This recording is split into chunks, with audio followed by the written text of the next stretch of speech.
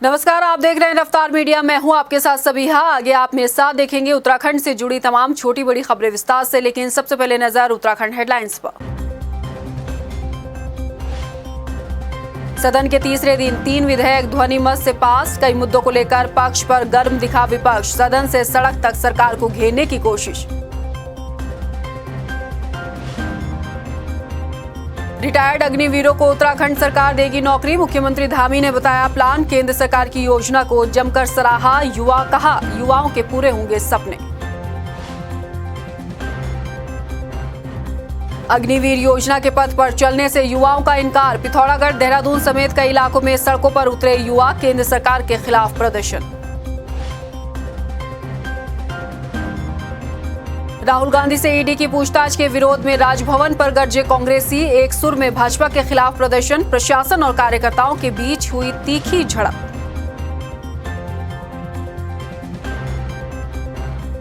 और उत्तराखंड के नैनीताल समेत कई जिलों में भारी बारिश का येलो अलर्ट। मैदानी क्षेत्रों में अंधड़ के साथ ओलावृष्टि की संभावना।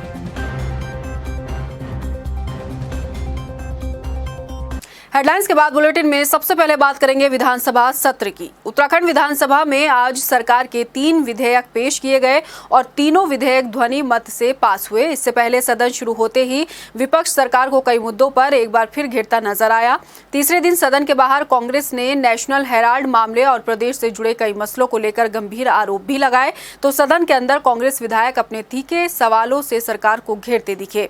इस बीच सदन में पहला विधेयक उत्तराखंड उत्तर प्रदेश जमींदार विनाश और भूमि व्यवस्था अधिनियम 1950 संशोधन विधेयक 2022 पास किया गया।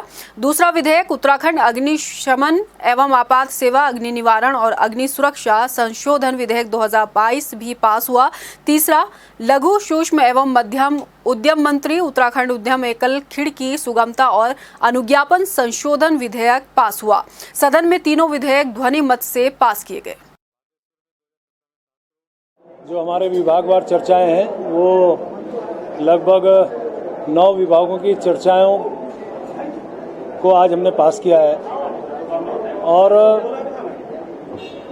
वित्त का जो आय व्यय का बजट था उसमें जिस प्रकार से माननीय नेता प्रतिपक्षी द्वारा जो आपत्तियां लगाई गई थी, जिस प्रकार से मैंने एक एक बिंदु पे उनको जवाब देना चाहा, लेकिन मुझे लगता है शायद विपक्ष सुनने को तैयार नहीं था। लेकिन सरकार की तरफ से पूरा जवाब उस नाते भी दिया गया और विभागवार चर्चाएं जो प्रारंभ हुई, मैंने बताया कि वो चर्चाएं प्रारंभ हो चुकी हैं। सदन की कार्रवाई के दौरान जिला विकास प्राधिकरण के खिलाफ कांग्रेस विधायकों ने जमकर हंगामा किया। कांग्रेसी विधायकों ने इस मसले को लेकर वेल में खूब नारेबाजी की और कागज की पर्चियां फेंक कर विरोध जताया। नेता प्रतिपक्ष यशपाल आर्य के नेतृत्व में वेल में बैठकर विपक्षी विधायकों ने हंगामा किया और जो कांग्रेसी विधायक थे वो पक्ष के जवाब से संतुष्ट नजर नहीं आए। विधायक मनोज तिवारी ने कहा कि जिला विकास प्राधिकरण को निरस्त किया जाए। विपक्ष के हंगामे के चलते सदन की कार्रवाई कल सुबह 11 बजे तक के लिए स्थगित कर दी गई है। कांग्रेस विधायक प्रीतम सिंह ने सदन में पेश होने वाली रिपोर्ट्स को हिंदी में ही पेश किए जाने को लेकर सवाल उठाया। इस पर विधानसभा अध्यक्ष रितु खंडूरी ने इसे सही ठहराते हुए पीठ को निर्देश दिए कि आगे से जो भी रिपोर्ट सदन में पेश की जाए वो हिंदी भाषा में होनी चाहिए। आपको बता दें कि विधानसभा सत्र के तीसरे दिन ह्यूमन राइट्स कमीशन की रिपोर्ट इंग्लिश भाषा में पेश की गई, जिसकी एवज में प्रीतम सिंह ने ये सवाल उठाया। ये प्रदेश हिंदी भाषी प्रदेश है और हम लगातार इस बात को कहते हैं कि हम हिंदी को जो है आगे बढ़ाने का काम करें, और जो रिपोर्ट जो है टेबल की जा रही है वो अंग्रेजी में है। भाई मैं तो अंग्रेजी नहीं जानता हूँ ना, तो मैं कैसे उस रिपोर्ट को पढ़ूँ? मेरे लिए तो नल एंड वाइड है, वो बेकार है। वो ठीक बात है, इसमें कोई गलत बात नहीं है। हम उत्तराखंड में दोनों भाषा बोलते हैं और जानते हैं, और शायद अधिक लोग हिंदी जानते हैं, तो इसमें कोई ख़राबी नहीं है कि उत्तराखंड की कोई भी रिपोर्ट आए वो दोनों भाषाओं में हो, अंग्रेज़ी में भी हो और हिंदी में भी हो। तो इसलिए ये निर्णय मैंने पीठ से ये दिशा निर्देश दिए हैं सरकार को कि पर्टिकुलरली ह्यूमन राइट्स की बात उन्होंने की थी, जो वो किताब आई थी वो ह्यूमन राइट्स की थी, तो मैंने ये निर्देश दिए कि हिंदी में भी होना चाहिए। सत्र के दौरान हरिद्वार से कांग्रेस विधायक वीरेंद्र जाति ने कोविड-19 के दौरान हुई मौतों का मुद्दा सदन में उठाया। उन्होंने कहा कि हरिद्वार जिले में कोविड के दौरान कई मौतें ऑक्सीजन की कमी से हुई। उनके सदन में उठाए गए इस सवाल पर स्वास्थ्य मंत्री धन सिंह रावत ने कहा कि कोई भी मौत कोविड-19 के दौरान ऑक्सीजन की कमी की वजह से नहीं हुई है। मंत्री के इस जवाब पर विपक्ष ने हैरानी जताई। ये असंवेदनहीन जवाब मैंने इसको इसीलिए करार दिया कि सरकार को सब कुछ पता होते हुए भी वो कहते हैं कि नहीं, ऑक्सीजन की कमी के कारण कोई मौत ही नहीं हुई।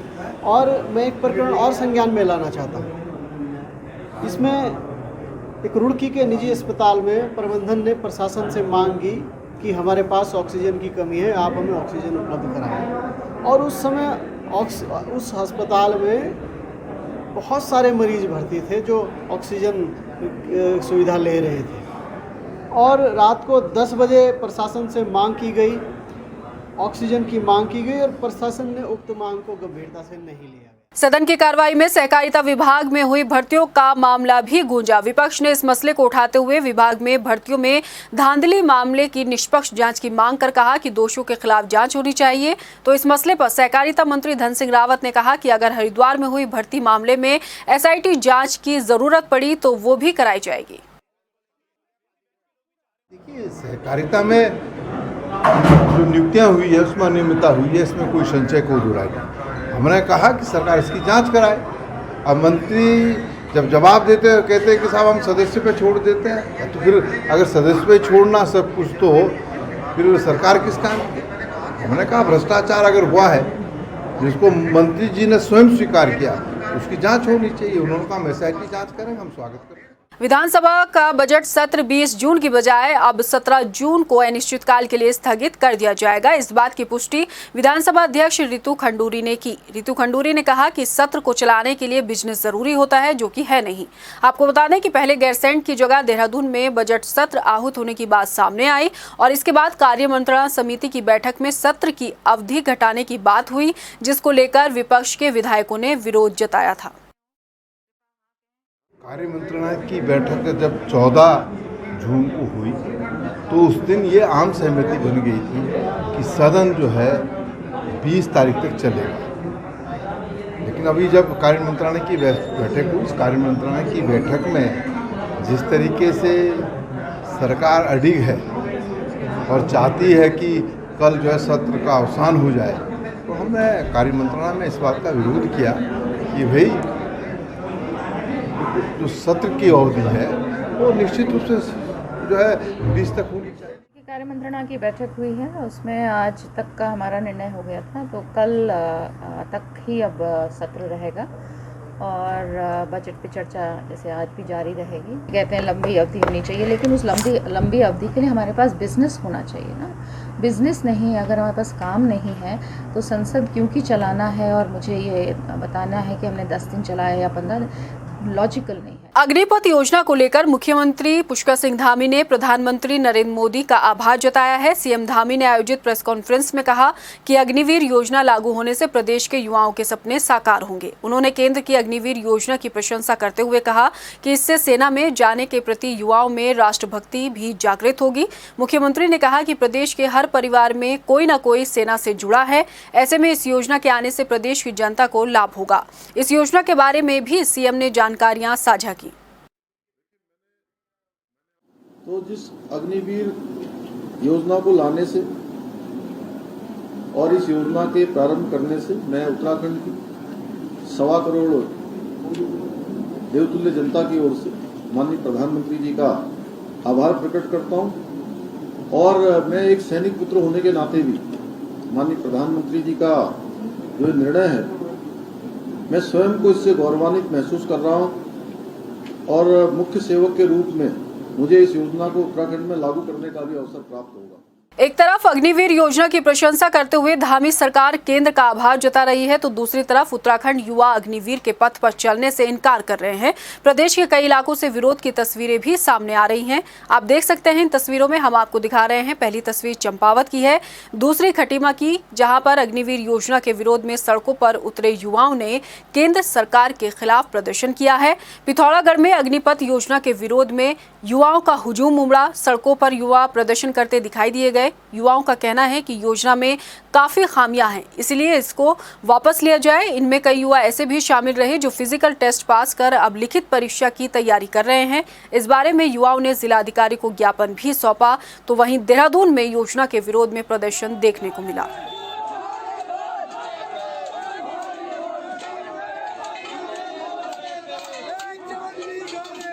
बच्चों के द्वारा मुझे माननीय रक्षा मंत्री महोदय भारत सरकार के नाम से ज्ञापन दिया है, जिसको मैं आज ही जिलाधिकारी महोदय के माध्यम से माननीय रक्षा मंत्री महोदय। मेरा व्यक्तिगत अनुभव है, मैं इस सैन्य विज्ञान से PhD भी हूँ। तो उत्तराखंड जो है एक सैनिक बाहुल्य क्षेत्र है। उत्तराखंड के आज हर युवा में निराशा है और परिवार में भी निराशा है, क्योंकि उत्तराखंड के हर परिवार से अगर किसी परिवार में 5 सदस्य हैं तो 2 सदस्य 3 सदस्य भारतीय सेना में कार्यरत हैं और कार्यरत होने के लिए आज युवा जो है तैयारी कर रहे हैं। उत्तराखंड की सारी अर्थव्यवस्था जो है हमारी भारतीय सेना पर टिकी हुई है। स्वयं मेरे घर से 2 भारतीय सेना से रिटायर होकर आए हैं। नेशनल हेराल्ड मामले में कांग्रेस नेता राहुल गांधी से पिछले 3 दिनों से ईडी की तरफ से पूछताछ का दौर चल रहा है और शुक्रवार को एक बार फिर दिल्ली में ईडी के समक्ष राहुल गांधी को पेश होना है। ईडी से पूछताछ और दिल्ली में कांग्रेसियों के ऊपर हुए लाठीचार्ज के विरोध में आज देश भर के साथ देहरादून में भी कांग्रेसियों ने राजभवन कूच किया। एक रिपोर्ट। कार्यकर्ताओं की ये भारी भीड़, प्रशासन और कार्यकर्ताओं के बीच तीखी नोकझोंक और भाजपा के खिलाफ नारेबाजी की ये तस्वीरें इतने मुखर रूप से मोदी सरकार का सामना कर सके। असल में ये नजारा है देहरादून स्थित राजभवन से ठीक 1.5 किलोमीटर पहले हाथीबड़ कला का, जहां भारी तादाद में राजभवन कूच को निकले हजारों कार्यकर्ताओं को प्रशासन ने पहले ही बैरिकेडिंग लगाकर रोक लिया। इस बीच कार्यकर्ताओं और प्रशासन के बीच काफी तीखी नोकझोंक भी हुई। कांग्रेसियों का ये मजमा नेशनल हेराल्ड मामले में दिल्ली में राहुल गांधी से ईडी की पूछताछ और कांग्रेसियों पर हुए लाठीचार्ज के विरोध में लगा है। राजभवन कूच से पहले सभी कांग्रेसी कार्यकर्ता मुख्यालय में एकत्र हुए, जहां नेता प्रतिपक्ष यशपाल आर्य और प्रदेश प्रवक्ता गरिमा दसौनी ने इस प्रकरण के विरोध में बीजेपी के खिलाफ मोर्चा खोलते हुए जमकर कटाक्ष किए। यही नहीं, केंद्र विरोधी नारों की तख्ती हाथ में लिए कार्यकर्ता एक सुर में बीजेपी के खिलाफ हमला बोलते नजर आए। कांग्रेसियों ने एक सुर में दिल्ली में राहुल गांधी से नेशनल हेराल्ड मामले में हो रही पूछताछ और कार्यकर्ताओं के साथ हुई बदसलूकी का जमकर विरोध किया।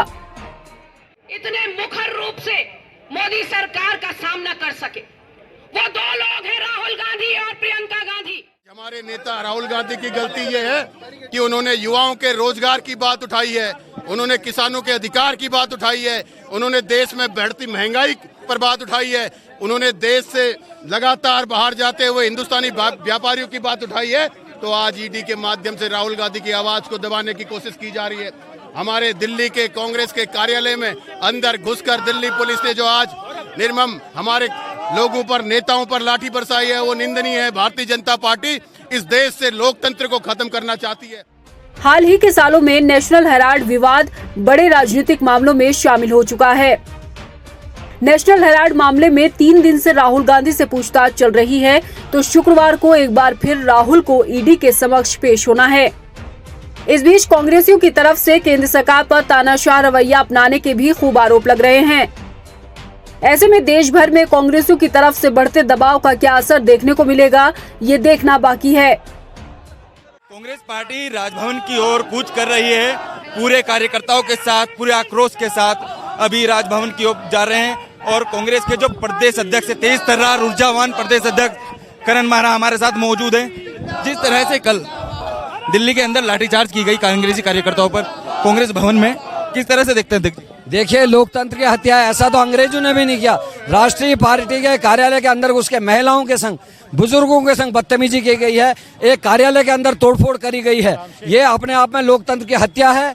ईडी का पहले ही दुरुपयोग हो रहा था और कल पुलिस को आगे करके बीजेपी ने बड़ी सोची समझी रणनीति के तहत नूपुर की वजह से जो उनका सांप्रदायिक चेहरा था वो सबके सामने बेनकाब हो रहा था। लगातार डिबेट्स में लोग नूपुर शर्मा और बीजेपी के एजेंडे के ऊपर बात कर रहे थे। बीजेपी ने जानबूझकर इस को उकेरने का काम किया इस टाइम पे, ताकि लोगों का ध्यान डाइवर्ट कर सके। हम लोगों को कुछ भूलने नहीं देंगे, लोगों को याद दिलाएंगे कि उनके बच्चे बेरोजगार हैं, लोगों को याद दिलाएंगे कि देश कर्ज में डूब रहा है, देश की अर्थव्यवस्था खत्म हो रही है और लोकतंत्र की हत्या हो रही है। गौरी लंकेश की हत्या होने से चौथे स्तंभ की पीठ में चाकू फूका था, मैंने पहले भी कहा, और आज नेशनल हेराल्ड को खत्म करने की कोशिश हो रही है, कांग्रेस को खत्म करने की कोशिश हो रही। हम कामयाब नहीं होने देंगे। आज केवल कांग्रेस का कार्यकर्ता नहीं, आम नागरिक भी इस जलूस में शामिल है। आप देख सकते हैं लोगों में दोबारा से 1977 की याद आ गई है। लोग दोबारा से कांग्रेस को प्रतिष्ठित करेंगे और बीजेपी जैसी भ्रष्ट और सांप्रदायिक पार्टी को बाहर करने का काम करेंगे।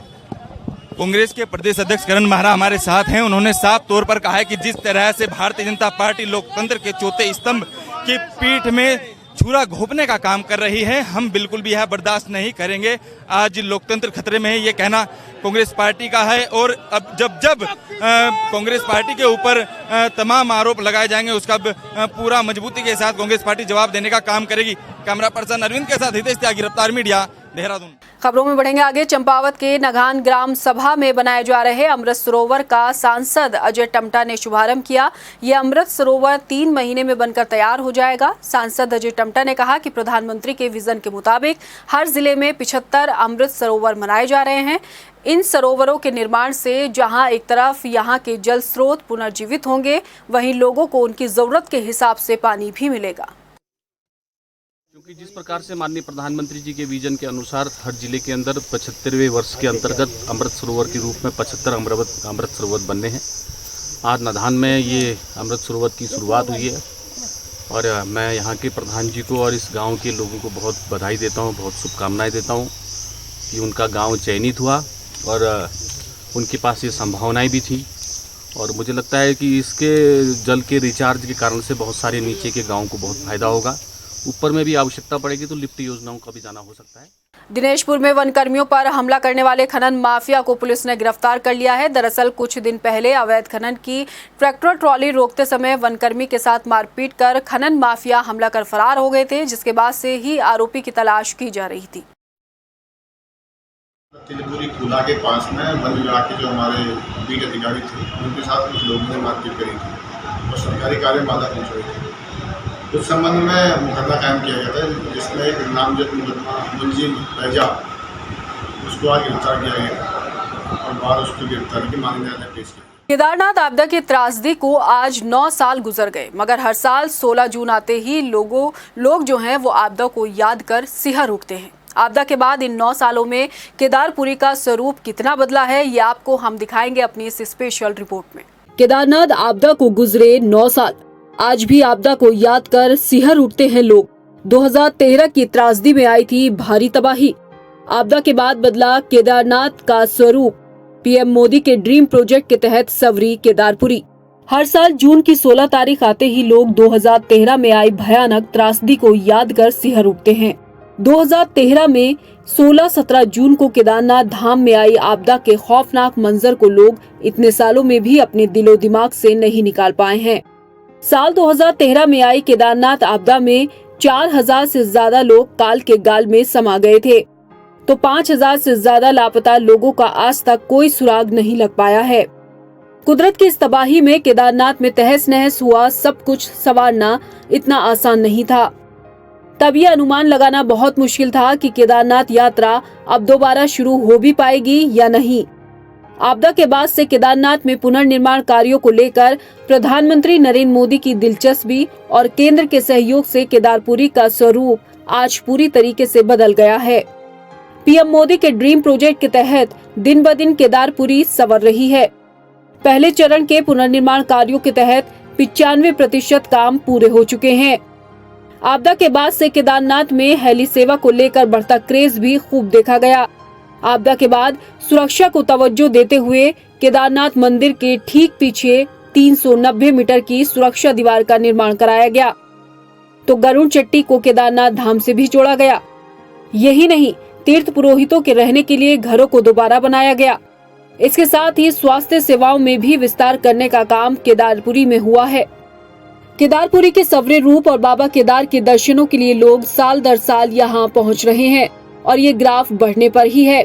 2019 में केदारनाथ धाम में 10 लाख से ज्यादा श्रद्धालुओं ने बाबा केदारनाथ के दर्शन किए।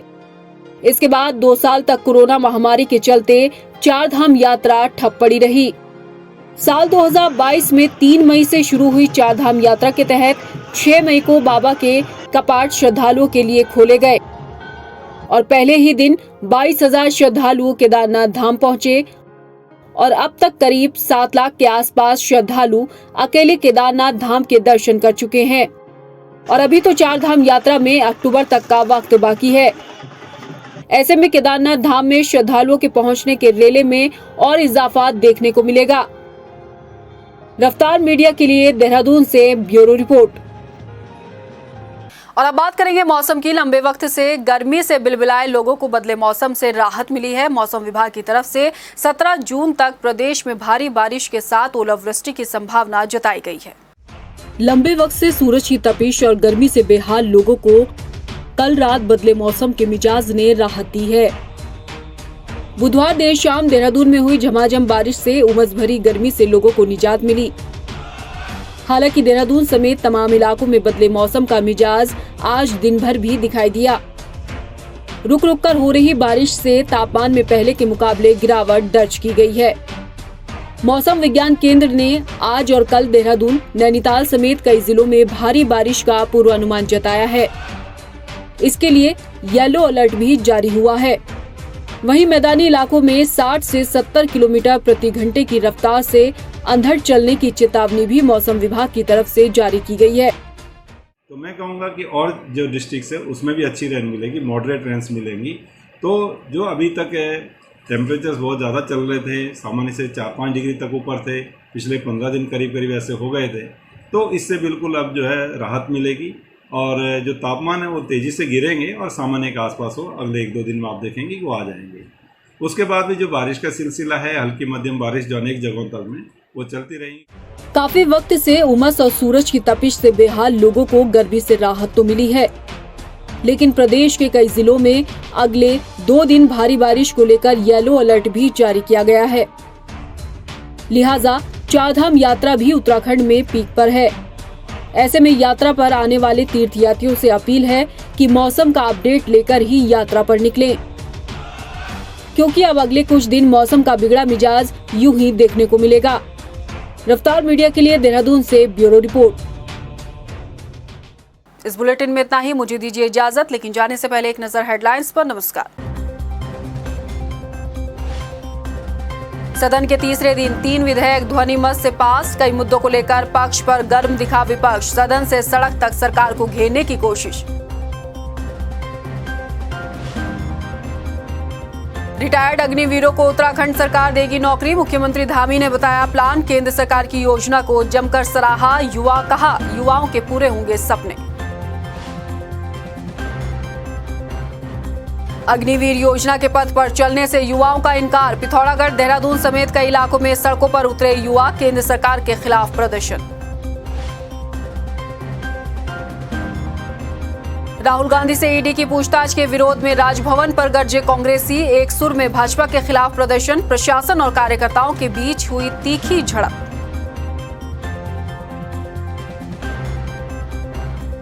और उत्तराखंड के नैनीताल समेत कई जिलों में भारी बारिश का येलो अलर्ट। मैदानी क्षेत्रों में अंधड़ के साथ ओलावृष्टि की संभावना।